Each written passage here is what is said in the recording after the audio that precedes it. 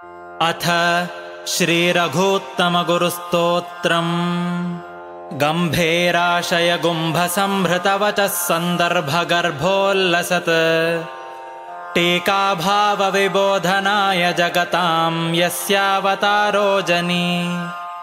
तत्तादृक्षदुरन्तसन्तततपः सन्तानसन्तोषित श्रीकान्तं सुगुणं रघूत्तमगुरुं वन्दे परं देशिकम्।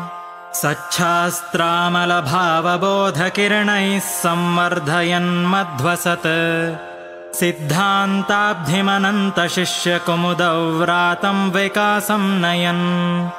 उद्भूतो रघुवर्यतीर्थजलधेस्तापत्रयं त्रासयन् यस्तं नौमि रघूत्तमाख्यशशिनं श्रीविष्णुपादाश्रयम्। उद्यन्मार्तण्डसङ्काशं दण्डमालाकमण्डलून् धरं कौपेनसूत्रं च सीताराघवमानसम्। श्रीनिवासेन वन्द्याङ्घ्रिं तुलसीदामभूषणम् ध्यायेद्रघूत्तमगुरुं सर्वसौख्यप्रदं नृणाम्। रघूत्तमगुरुं नौमि शान्त्यादिगुणमण्डितम् रघूत्तमपदद्वन्द्वकञ्जभृङ्गायितान्तरम्। रघूत्तमगुरुं वन्दे रघूत्तमपदार्चकम् गाम्भीर्येणार्थबाहुल्यटीकातात्पर्यबोधकम्।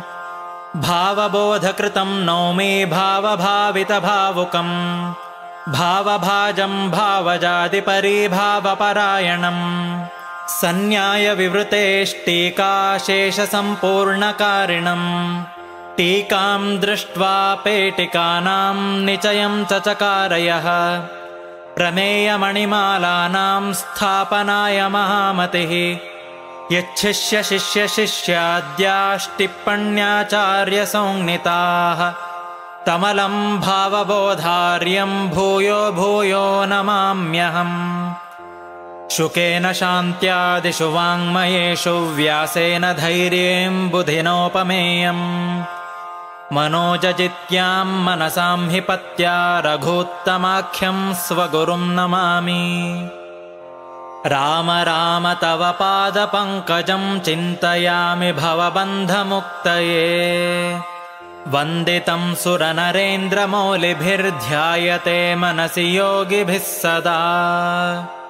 पिनाकिनीरसञ्जुष्टदेशे वासमनोरमम् पिनाकिपूज्य श्रीमध्वशास्त्रवार्धिनिशाकरम्। पञ्चकैर्भावबोधाख्यैर्ग्रन्थैः पञ्चलसन्मुखैः तत्त्वविज्ञापकैः स्वानामुपमेयं पिनाकिना। गाम्भीर्ये सर्वदुर्वादिगिरिपक्षविदारणे विषयेषु विरागित्वे चोपमेयं पिनाकिना। धरणे भगवन्मूर्तेर्भरणे भक्तसन्ततेः विना विना चोपमेयं मेयं तत्त्वप्रकाशने। गुरुत्वेऽखिललोकानां प्रदानेऽभीष्टसन्ततेः शिष्येभ्यस्तत्त्वविज्ञानप्रदाने परमं गुरुम्। सदाररामपादाब्जसदारतिसुधाकरम् सदारिभेदने विष्णुगदारिसदृशं सदा। रघुनाथाङ्घ्रिसद्भक्तौ रघुनाथानुजायितम् रघुनाथार्यपाण्युत्थ रघुवर्यकरोदितम्। वेदेशार्चितपादाब्जं वेदेशाङ्घ्र्यब्जपूजकम् रघूत्तमगुरुं वन्दे रघूत्तमपदार्चकम्। रघूत्तमगुरुस्तोत्रस्याष्टकं यः पठेन्नरः रघूत्तमप्रसादाच्च स सर्वाभीष्टभाग् भवेत्। यद्वृन्दावनपूर्वतः फलवती धात्री जगत्पावनी याम्यायान्तु पिनाकिनी चलदलो मूर्तित्रयाधिष्ठितः। वारुण्यां दिशि वामतः प्रतिकृतौ छायाकृता तिन्त्रिणी तद्वृन्दावनमध्यगो गुरुवरो भूयात्स नः श्रेयसे। प्रणमत्कामधेनुं च भजत्सुरतरूपमम् श्रीभावबोधकृत्पादचिन्तामणिमुपास्महे इति श्रीरघूत्तमगुरुस्तोत्रम्।